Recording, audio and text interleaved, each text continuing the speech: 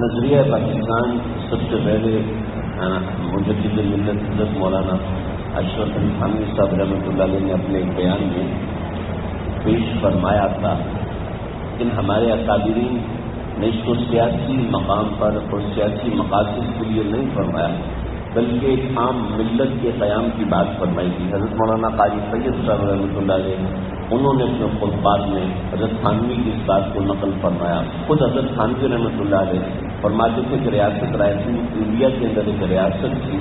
فرماتے تھے کہ وہاں پر مسلمانوں کو ایک الگ ریاست ملی ہوئی تھی اور اس الگ ریاست میں الگ سے اذان ہوتی تھی, نماز ہوتی تھی, ریاستی قوانین شریعت کے مطابق تھے.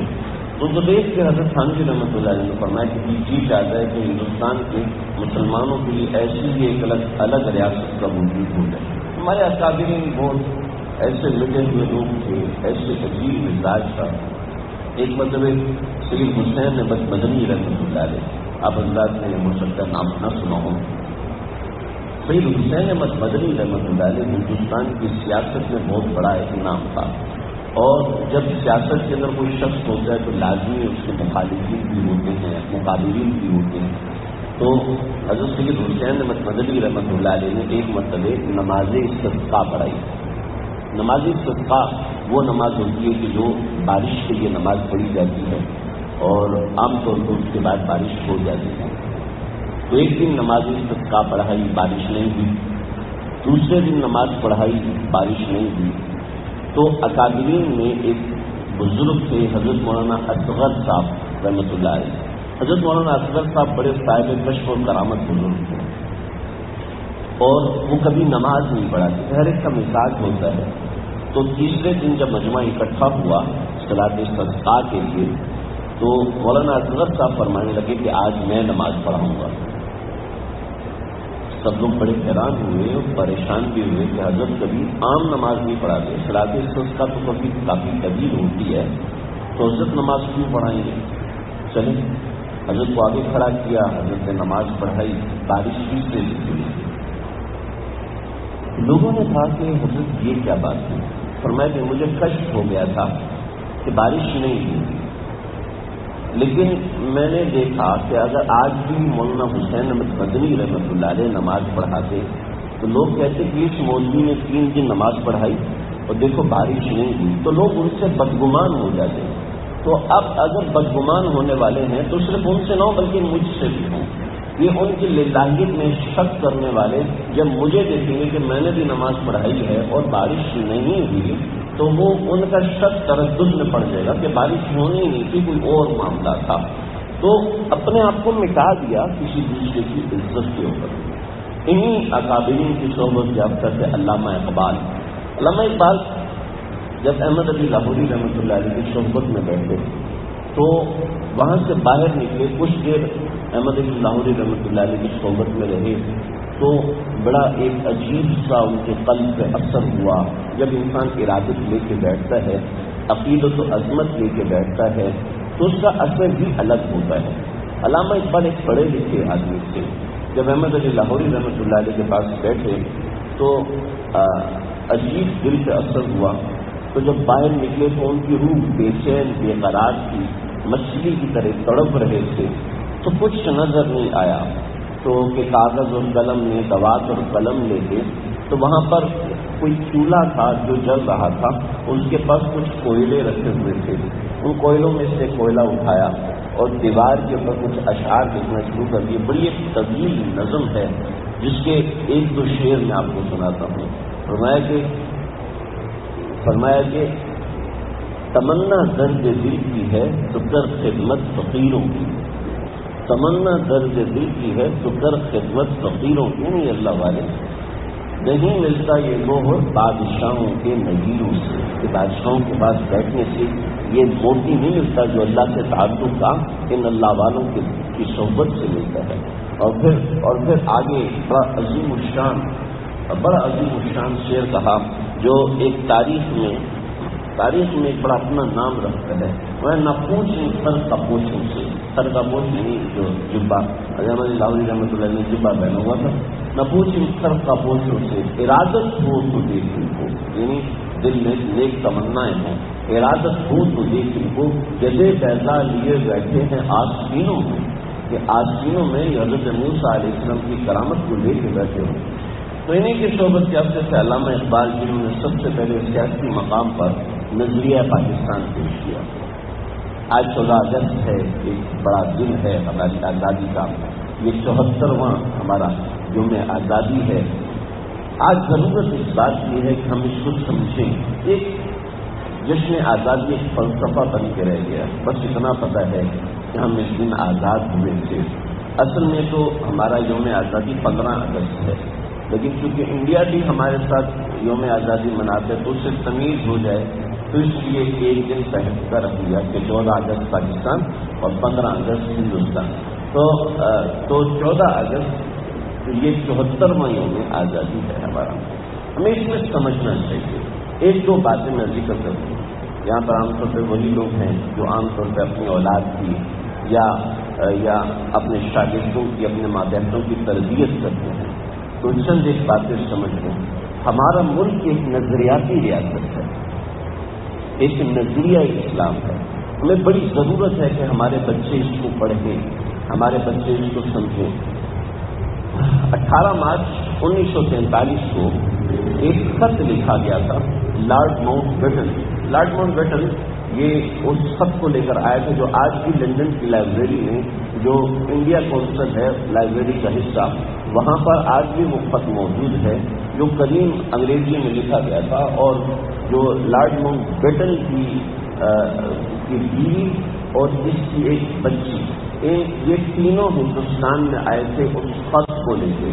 یہ 4 لوگ ہیں ہندوستان میں، 4 بنیادی رہنما ہیں، 2 ہندوؤں کے رہنما تھے اور ایک سکھوں کا رہنما تھا اور ایک مسلمانوں کا رہنما تھا۔ ان 4 کو قائل کرنا ہے۔ اور لارڈ ماؤنٹ بیٹن بہت ٹرکی آدمی تھا، بہت تیز ترار قسم کا آدمی تھا۔ تو ان کی بیٹی جو لارڈ ماؤنٹ بیٹن کی بیٹی ہے، اس بیٹی نے ایک کتاب لکھی تھا ڈاکٹر آف امپائر۔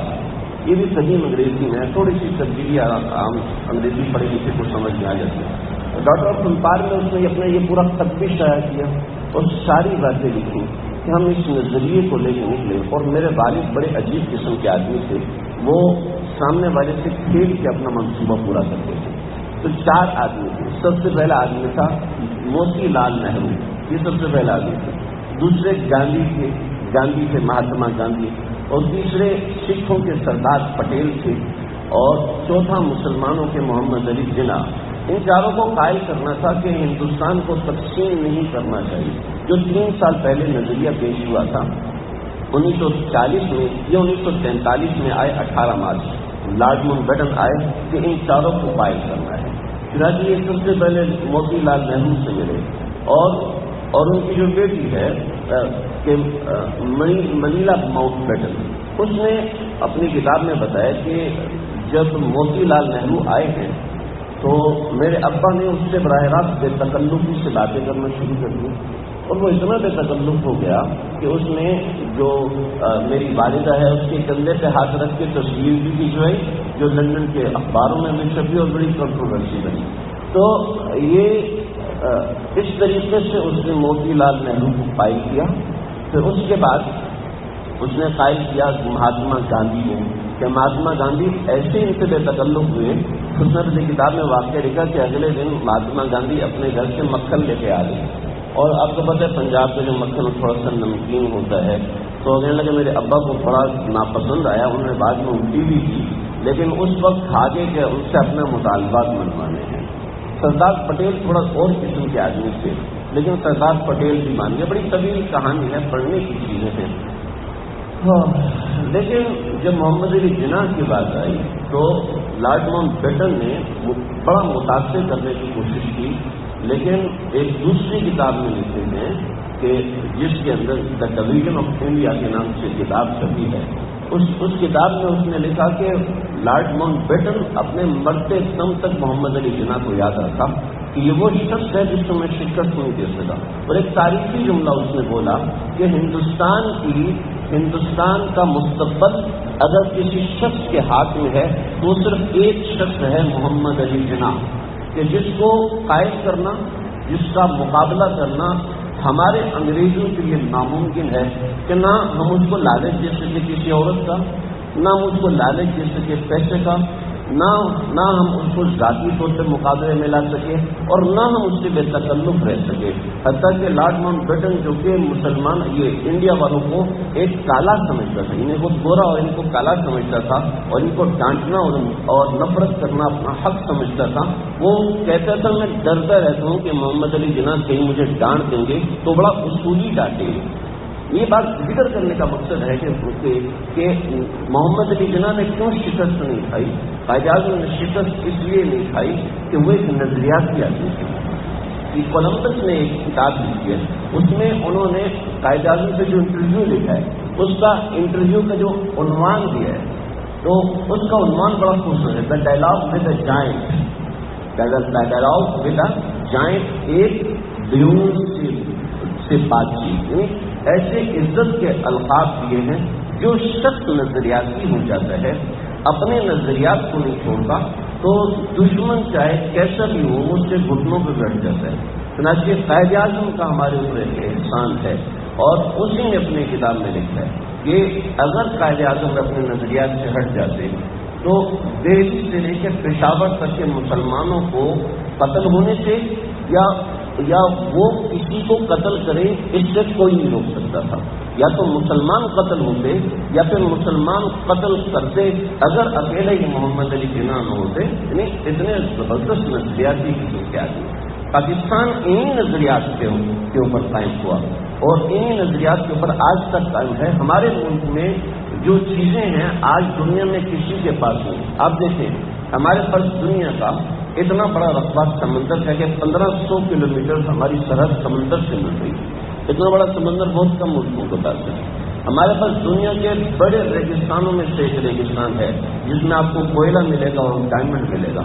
ہمارے پاس دنیا کے بہترین پہاڑی سلسلوں کا دوسرا بڑا حصہ وہ ہمالیہ ہے. اور پہاڑی سلسلے مجھے بھی اتنا نہیں پتا تھا، لیکن پہاڑوں کے اوپر ریسرچ کرنے والے ایک صاحب سے میری ملاقات ہوئی. وہ کہنے لگے پہاڑ جیسی بڑی نعمت سمندر بھی نہیں ہے. سمندر اپنی جگہ بڑی نعمت ہے، لیکن پہاڑ سے دنیا کا سب سے قیمتی چیز سونا نکلتا ہے. سونے سے زیادہ قیمتی چیز پلاٹینیم نکلتی ہے، اور اس سے زیادہ قیمتی چیز جو آج ساری دنیا مانگ رہی ہے ایٹم بم بنانے کے لیے یورینیم نکلتی ہے جو پاکستان کے پہاڑوں سے نکل رہی ہے. اس کے علاوہ اور ہر قسم کی ہماری دوائی جو فارمیسسٹ ہے وہ سمجھ سکتے ہیں، ہر قسم کی ہماری دوائی اس کا مادہ پہاڑوں سے ہی پیدا ہوتا ہے. ہر قسم کی چیز پہاڑوں سے پیدا ہوتی ہے. اور ہمارے پاس کتنا بڑا پہاڑی سلسلے آپ انداز جانتے ہیں، گرد کی جیسے سردو ہے، اور پورا ایک یہ علاقہ ہے جو پہاڑی سلسلہ ہمارے پاس موجود ہے، جس میں ہمارے پاس ہر قسم کی چیز ہے. چلے یہ تو وہ نعمتیں جو اللہ کی دی ہوئی ہیں، ان کو چلے ایسے ہی مفت میں ہمیں مل گئی ہیں، لیکن وہ نعمتیں جو ہمارے ان بڑوں نے محنت کر کے بنائی.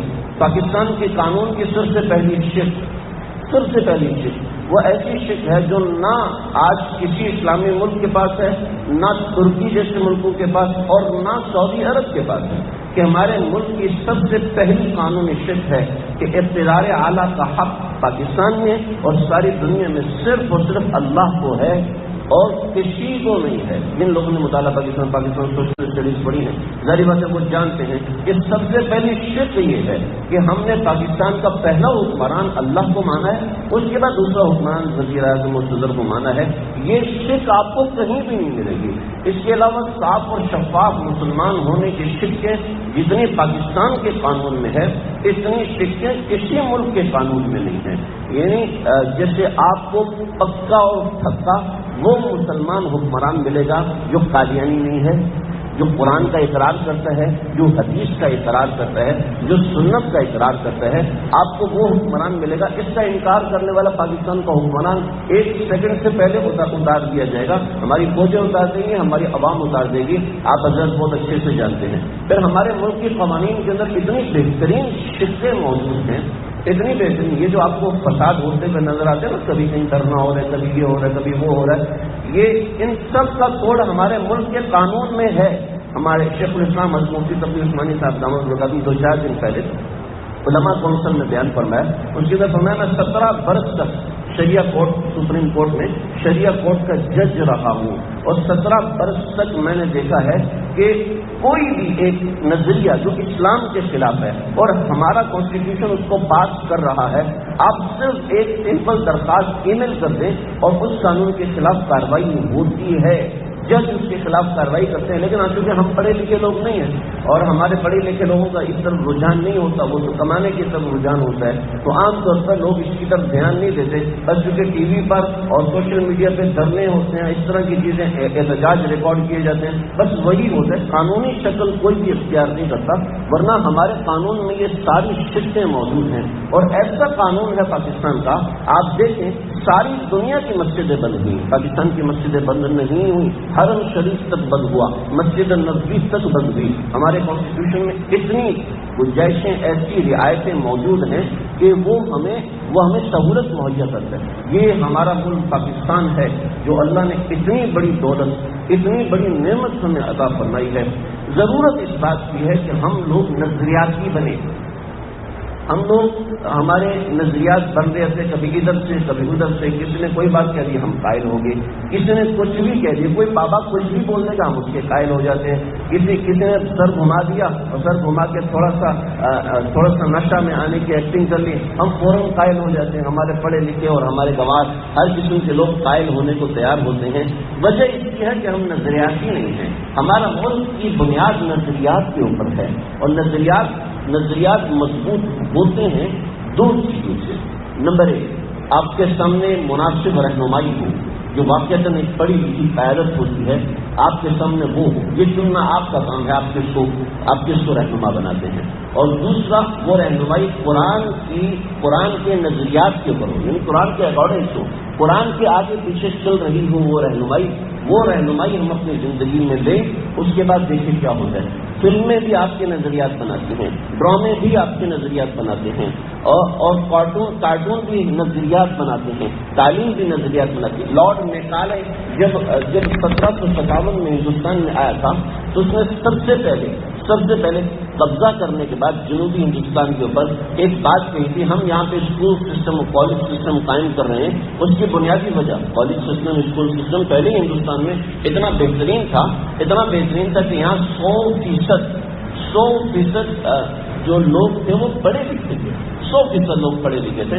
اور 100% لوگ کیسے پڑھے لکھے تھے کہ آج بھی آپ کو یاد ہوگا جو گاؤں دیہاتوں میں رہتے ہیں، ان کا 5 سال کا بچہ ہوتا جاتا تھا مسجد میں بھیجتے تھے. اور آج کل تو مسجدوں کا نظام ہی ایسا ہو گیا، ورنہ اس زمانے میں مسجدوں کے اندر سب سے پہلے آپ کو طبی نظام کی تربیت دی جاتی تھی، جیسے آپ اسکاؤٹ سسٹم کہتے ہیں، بھاگنے دوڑنے کی بنیادی کھیل کود، یعنی کراٹے وغیرہ، لڑائی کرنا اور کشتی کرنا، یہ بنیادی چیزیں آپ کو سکھائی جاتی تھی. اس کے ساتھ قرآن بھی سکھایا جاتا تھا، حدیث بھی سکھائی جاتی تھی. جب تک کوئی بچہ اس کو نہیں پڑھتا تھا، اس کے پڑھے بغیر نکل نہیں سکتا تھا. انہوں نے سب سے پہلے میٹرک سسٹم ڈالا.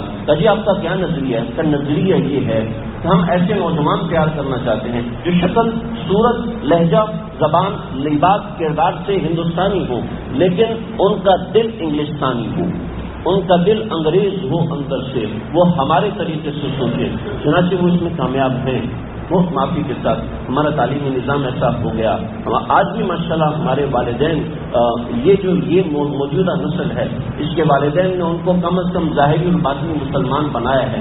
لیکن اگر یہی سلسلہ چلتا رہا اور ہم خود نظریاتی نہ بنے، اپنے بچوں کے ہاتھ میں ان کی تربیت ڈرامے کر رہے ہوتے ہیں، ان کی تربیت فلمیں کر رہی، ان کے نظریات ڈراموں سے بڑھ رہے. اچھا، ایک لڑکی کو آزاد ہونا چاہیے، چنانچہ وہ جو ڈرامے اور فلم کی لڑکی ہے وہ آزاد ہو کے کامیاب ہوگی. لیکن ہماری مائیں بہنیں ظاہر بات ہے وہ ایسی مضبوط نہیں ہوتی، ان کی زندگی میں وہ کٹس نہیں پائے جاتے کہ وہ سب کچھ کر سکے جو وہ کر رہی ہوتی ہے. چنانچہ وہ جھول جب زندگی میں، حقیقی زندگی میں دیکھتی ہیں، پھر بہت سے مسائل سامنے آتے ہیں، ایسے بچوں کے سامنے آتے ہیں، اور بچوں کے نظریات خراب ہوتے ہیں.